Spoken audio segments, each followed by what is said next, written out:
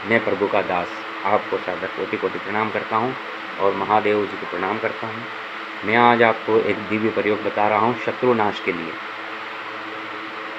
शत्रु दमन के लिए। शत्रु नाश के लिए मैं आज आपको ये नहीं बताऊँगा क्योंकि इसका गलत प्रयोग हो सकता है। इसके लिए मैं आपको शत्रु नाश की जगह शत्रु दमन का प्रयोग बताने जा रहा हूँ। शत्रु दमन का मतलब होता है कि शत्रुओं को चुप बिठाना, जो आपके रास्तों में अड़चने पैदा कर रहे हों, आपको किसी भी तरह से परेशान कर रहे हों, चाहे बलपूर्वक चाहे बुद्धि के प्रयोग के द्वारा, किसी भी प्रयोग के द्वारा अगर आपको परेशान कर रहे हों तो शत्रु नाश के लिए, शत्रु दमन के लिए मैं आपको प्रयोग बता रहा हूँ।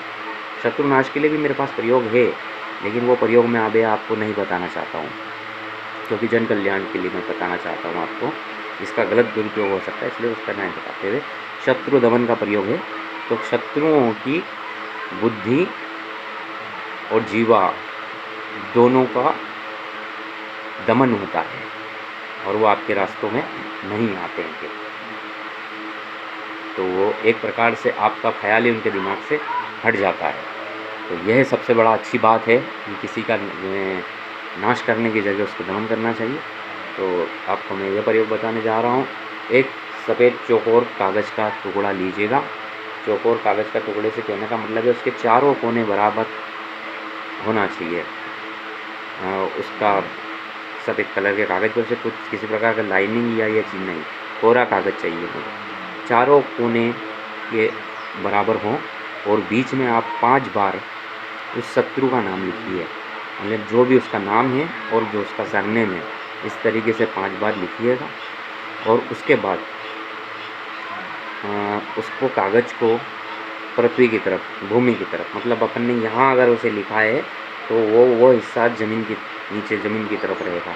उसे रख करके उस पर आसन बिछा लीजिए और उस आसन के ऊपर बैठ करके आप ओम फट स्वाहा, ओम फट स्वाहा, ओम फट स्वाहा, इस तरीके से आप 11 मर्तबा जाप कीजिए।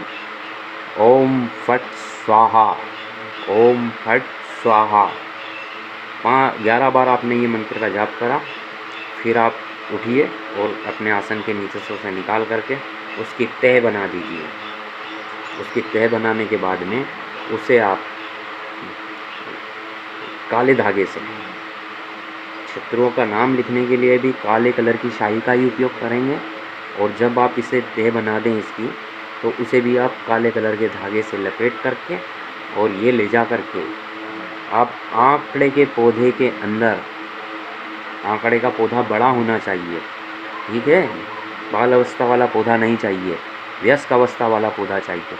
उसके अंदर आप इसे बांध दीजिए और उसके नीचे आप चौमुखा दिया और 2 अगरबत्ती और अपनी कामना को वहाँ पर कहिएगा 3 बार। और बिना पीछे मुड़े आप घर प्रस्थान कर लीजिएगा, या और कोई भी कार्य हो तो आप वहाँ से वहाँ भी जा सकते हैं। लेकिन ये कार्य करने के लिए आप ये चीज़ करके आप जब घर से निकलो, ये करके आप वापिस आओ, तो कृपया पीछे मुड़ के नहीं देखा जाएगा, नहीं तो इसका प्रभाव निष्फल हो जाएगा। तो इस तरीके से प्रयोग करेंगे आप तो शत्रुओं का दमन जरूर होगा। श्री गजानन जी से प्रार्थना कीजिएगा वहाँ बैठ करके कि आप मेरे शत्रुओं को नष्ट करिए, उनका दमन करिए और जो मुझे परेशान कर रहा है उसका ध्यान मुझसे हटाइए। इस तरीके से आप आग्रह कीजिएगा, शत्रुओं का जरूर दमन होगा। वो आपके रास्ते में आना बंद करेंगे और किसी भी प्रकार की आपको कठिनाई नहीं देंगे। तो ये प्रयोग बहुत दिव्य है और स्वयं सिद्ध है। कृपया इसे कीजिए और अपने शत्रुओं को दमन कीजिएगा और इसका गलत उपयोग नहीं कीजिएगा, क्योंकि गलत उपयोग करने से कभी ना कभी इसका अपने को दुष्प्रभाव देखने को मिल सकता है। इसलिए कृपया कीजिएगा, आप इसका दुष्प्रयोग नहीं।